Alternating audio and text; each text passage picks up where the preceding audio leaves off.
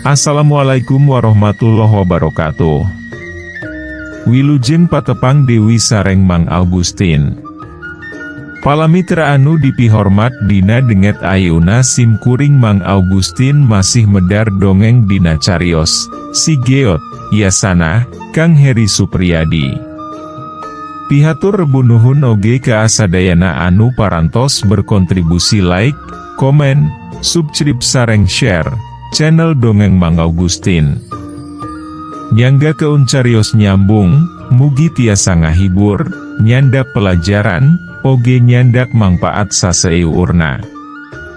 Kirang langgungna disuhun keun karidoan tur tiasa jembar manah ngahapunten sagala rupi kalepatan tur kakirangan. Mugia janten panghibur kana kalbu pangbeberah kana manah. Mugia katampi ku sadaya kadang wargi, sok sanau siu carios Sunda buhun. Mangga nyangga keun. Si Geot bagian ke-23.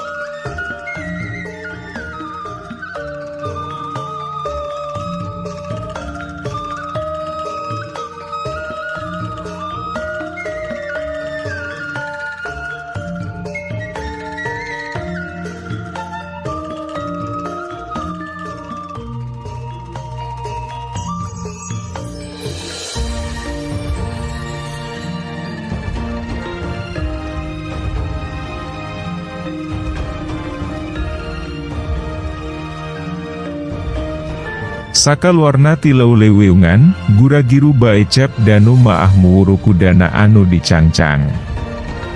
Tapi, sanggeusna ngudar panyangcang kuda teh, lain langsung ngalacat, malah hulang-huleng heula siga keur aya nu dipikiran. Red, kanyiona anu geus ngajanteng di tukang eunana.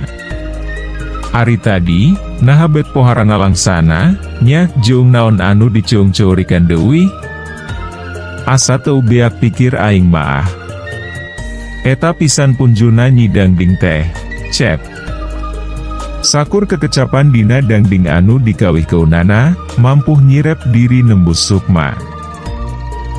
Berarti, tadi maah urang duaan mewek teh dina kayaan teu sadar. Duka, asa sesah ngungkara keunana, cep. Ari disebat teu sadar, da puguh sadar.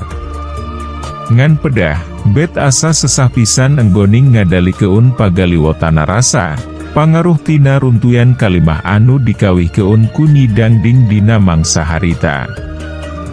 Bener-bener sakti anak itu maah Nyi Dangding teh. Kantenanwi. Kapanan ku abdi oge parantos bisanggem keun, Nyi Ratu oge dugi ka ampir-ampiran paragat nyawa nalika adu jajaten sareng Nyi Dangding maah. Sanggeus umbut-umbutan heula, kalacat, cep danu kana tonggong kuda, sarta anu saterusna maah guragiru bae ninggal keun eta patempatan, disusul ku Nyi Onah anu geus robah Dewi Jirim dina wujud alap-alap. Ari Nyi Dangding, saarinditna cep danu jeung Nyi Onah teh masih keneh cimek blek dina tempat diukna, ngadon mumbar cimata bari niutup sarta ngusapan boneka. Sanggeus aya kana sababaraha waktu lilalana, jeung Nyi Dangding cengkat, anu saterusna maah ngadeu keutan hiji obor tambaga anu nancep dina salah sahiji juru guha. Lalaunan, eta obor diseret ka belah kenca. Sorolok, sarupaning panton nyorolok ka gigir. Sup, Nyi Dangding ngalengkah keun sukuna ka eta rohangan. Minangka sepen atawa kamarna sigana maah eta rohangan teh, da aya dipan sagala. Kacanganku dua seuneu obor anu narancep di dina sisi guha, dina luhur dipan katembong aya sababaraha boneka. Mun disidik-sidik maah sarua, unggal boneka teh aya totol hideung dina palebah pipi anu katuhu, minangka kakaranganana. Sok, boneka anu pamereti Cep Danu direndengkeun jeung boneka anu sejenna. Nyeh, Nyi Dangding Suraseuri, sok sanajan masih keneh dibarengan ku pating berebena cai mata. Sukma, antosan di dieu, nya, kasep. Ceuk Nyi Dangding kalayan sora anu semudar uda. Sanggeus nyusutan cimata ku tonggong leungeuna, koloyor, Nyi Dangding kaluar ti eta rohangan.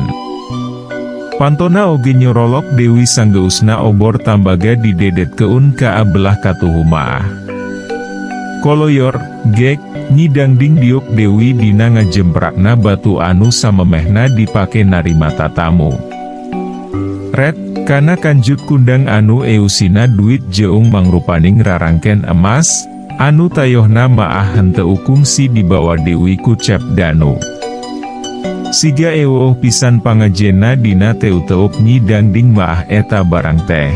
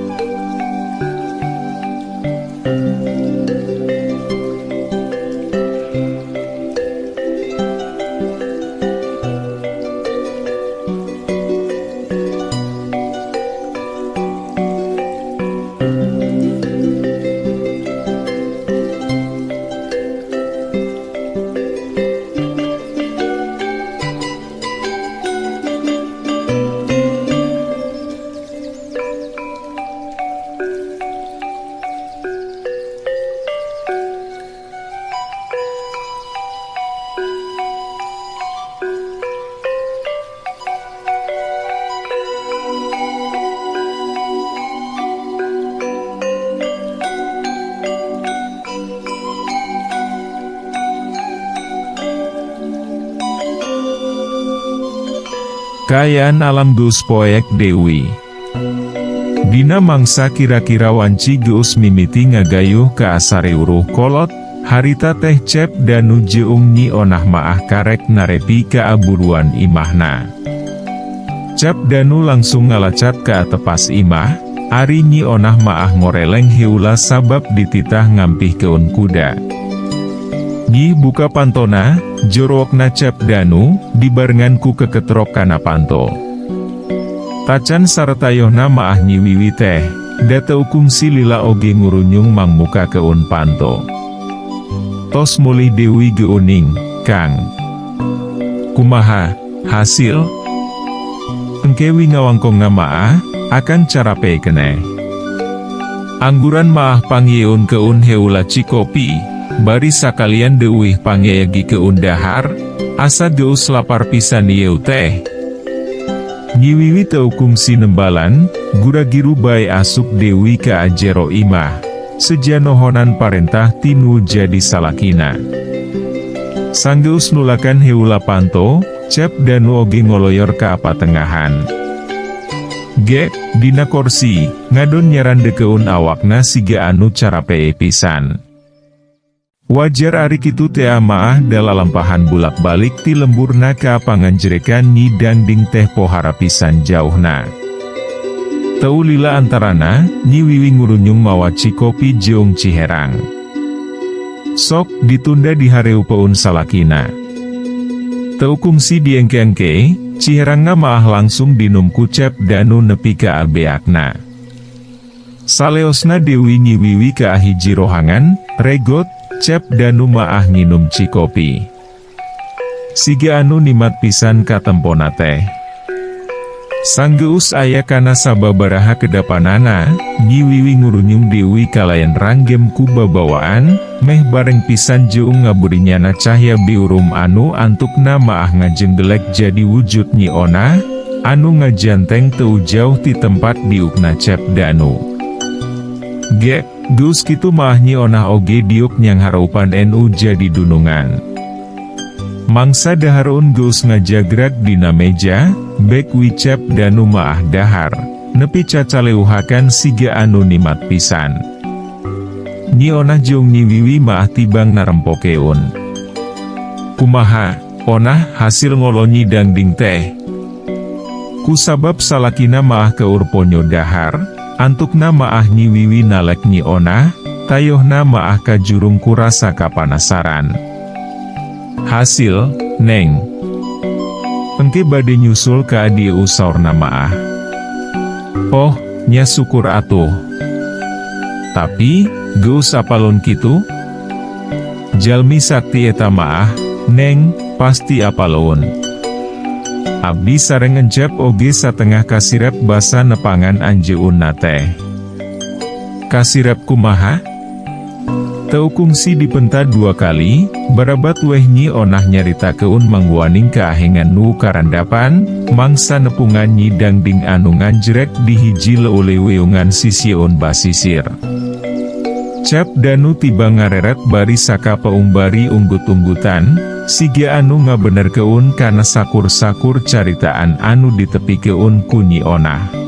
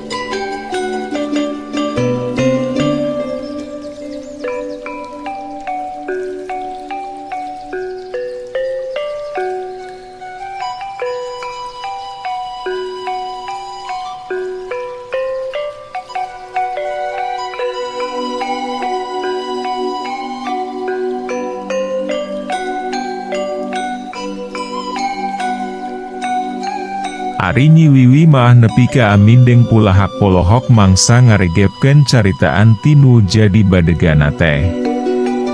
Untung atuh masih keneh kaolo sakitu maah, ceuk Nyi Wiwi, sareng sena Nyi Onah cacarita. Muhun, alatan kapinteran Cep Danu eta maah, da upami nyarioskeun anu salaresna maah tos pasti nolak Nyi Dangding teh. Ses, tong tarik teuing ngomongna. Cep Danu gancang ngingetan semu ngosom. Wangkongan antara Nyi Onah jeung Nyi Wiwi terus lumangsung. Cep Danu oge sareng sena dahar maah milu alewoh, nyaritakeun sakur pangalaman aheng anu kaalaman ku dirina. Selenting iber ngurunyung. Nepikeun jatining diri. Angin pouting mere beja. Ngaguar anu nyamuni. Mairan sesapurnama. Ngingetan ngawanti-wanti. Sabot Cep Danu jeung Nyi Wiwi katut Nyi Onah keur uplek ngawarangkong, hawar-hawar kadenge sora awewe anu ngawihkeun Dangding dina wanda pupuh kinanti. Teuing kumaha ngungkarakeunana, ari disebut jauh, da sora anu cikeneh ngawih teh asa ditompokeun pisan kana ceuli, tapi da sidik jauh, sorana oge semula-selesan. Tah, Nyi Dangding datang, ceuk Cep Danu semuha harewosan. Nyi Onah langsung nggeuk tandaning ngabenerkeun. Ari Nyi Wiwi maah malah semu kurang kerung, ngadon ngararasakeun pating puridingna sakabeh bulu-bulu lemes dina sakujur awakna. Teu kungsi ngomong Dewi, jeung Cep Danu cengkat tina diukna, sarta anu saterusna maah ngoloyer muru ka atepas imah. Nyi Onah jeung Nyi Wiwi oge gancang bae naluturkeun. Sanepina ka atepas imah, Pikeun sakedapan maah Cep Danu jeung anu sejena tibang culang Cileung, bari ngira-ngira asalna sora, anu teu euroun ngawih keun dangding dina wanda pupuh kinanti. Jorelat, jeleng-jeleng-jeleng, jek. Teu lila antarana, katembong aya jirim anu jojorelatan dina remeng-remenga kaayaan alam, sarta antukna eta jirim anu tayalian nyi dangding teh ngajega di hareupeun Cep Danu jeung nu sejena. Parantos sumping geuning, Nyai, mangga atuh kaalebet. Cep Danu ngabagiakeun dareh-deh pisan. Nyi dangding tibang unggeuk bari ngabagi paneuteupna. Rada telep sorot mata Nyi dangding teh mangsa neuteup Nyi Wiwi maah. Ieu Nyi dangding teh, Nyai. Hensok atuh sasalaman heula. Cep Danu nul pamajikan anu katembongna malah bengong. Geus kitu maah gura-giru bae Nyi Wiwi oge nyolongkrong sasalaman. Sup, sarerea ka jero imah, sarta gugek dina patengahan. Dibantuan ku Nyi Onah, Nyi Wiwi maah cucih nyuguhan semah.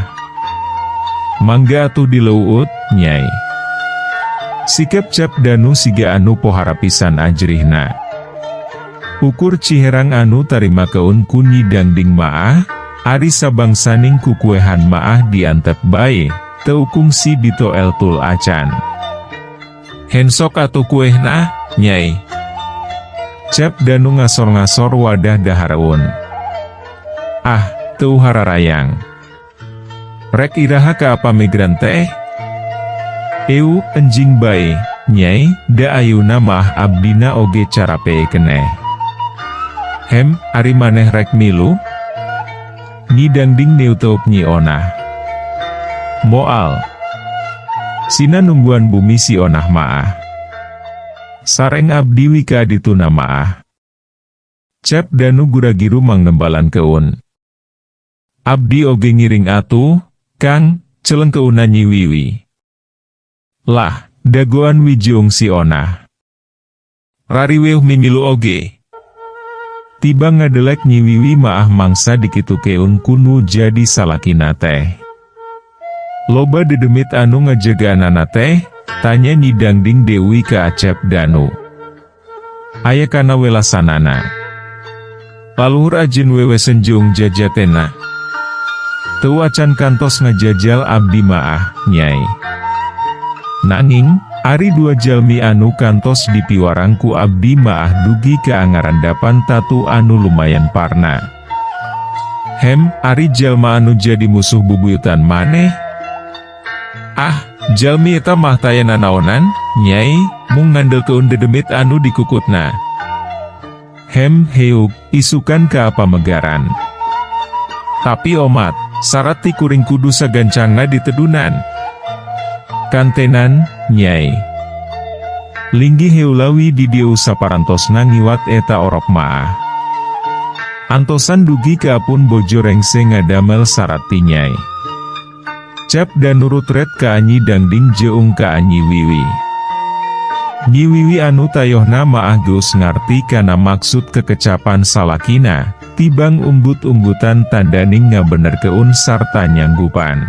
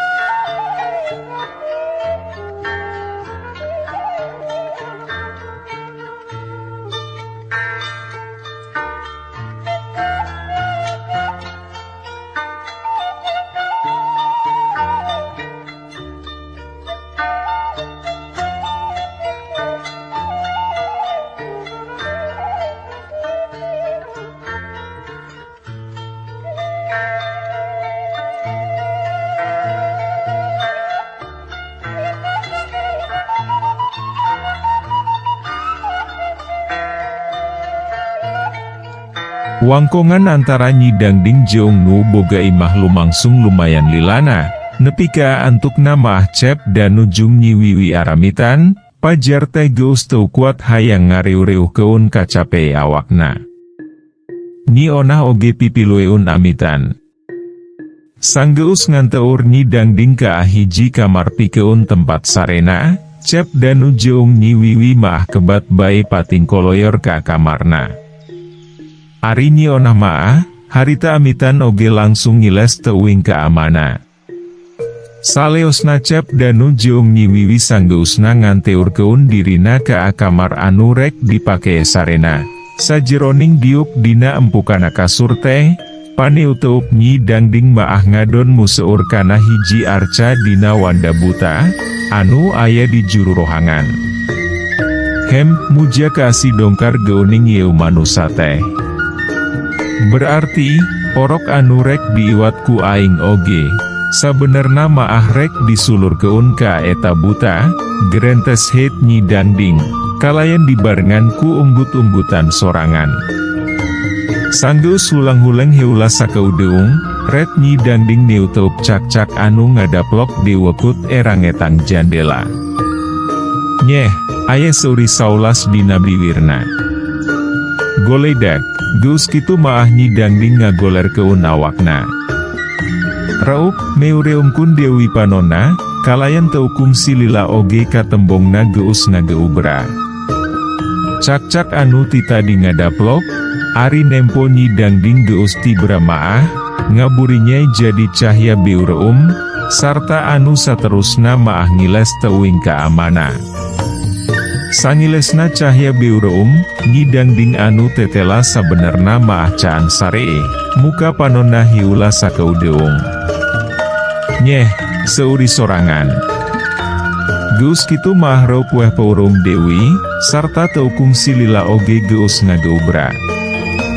Isukna, salui jeung anu geus diwangkong keun dina mangsa pautingna, sareng sena memuluk teh Cep danu jeung Nyi Dangding arindit tarumpak kuda, anu geus siap keun ku Mang Parman, salaku saurang badege anu kapapancenan pikeun ngurus ingon-ingon. Teu loba teuing kacatur lalampahan di jalan namaah, dina mangsa panon poe geus mingkin doyong ka abelah kulon, Cep danu jeung Nyi Dangding jerat-jerut tina tonggong kuda, persis pisan di hiji patempatan, anu samemehna kungsi dipake nyangcang kuda, basa lalampahan Cep danu dibaturan ku Nyi Onah. Geus diukeut ari ti dieu maah, nya, tanya Nyi Dangding. Sajeroning niuteup Cep danu anu harita keur nyangcang kuda. Muhun. Nanging, hapunten wi kanggo salajengna maah kedah nikreu, da jalanna teu tiasa diliwatan ku kuda. Teu nanaon, da satadina oge ari kuring maah embung tumpak kuda, ngan maneh wi bisi ripuh teuing nutur keunana. Sumuhun, moal nguntup ari kedah badarat tebih-tebih teuing maah. Kanggo salajengna kumaha, bade langsung ka pamegaran, atanapi bade ngantosan wengi heula. Indit ayunawi, tapi urang nikreuh siga biasa bae. Lamun geus manjing mangsana pauting, kakarek urang ka imah anu rek diiwat orokna tea. Mangga upami kitu maah. Urang sakantenan milari tuangun heulawi atuh di warung anu aya di lembur-lembur sateucana lembur pamegaran. Nyi Dangding tibang nembalan ku enggeuk. Geus kitu maah nu duaan ngamimitian ngalengkah keun sukuna, nyuk ceruk kudunan mapai tanjakan, kalayan katembongna siga anu henteu hayang rurusuhan. Sanepina ka hiji pilemburan anu teu pati-pati jauh ti pamegaran, Cep danu jeung Nyi Dangding nyarimpang heula ka hiji warung, ngadon ngeusian heula beu teung jeung maseuhan ti koro anu krasana geus asa tuhureun. Badi kaamarana yeu teh, "Ema, encep?" tanya lalaki anu ngawarung, anu kawilang geus aya umuran. "Ieu, jajab Ema," palai nepangan besan saurna teh. "Oh, di mana?" di pamegaran, Mang.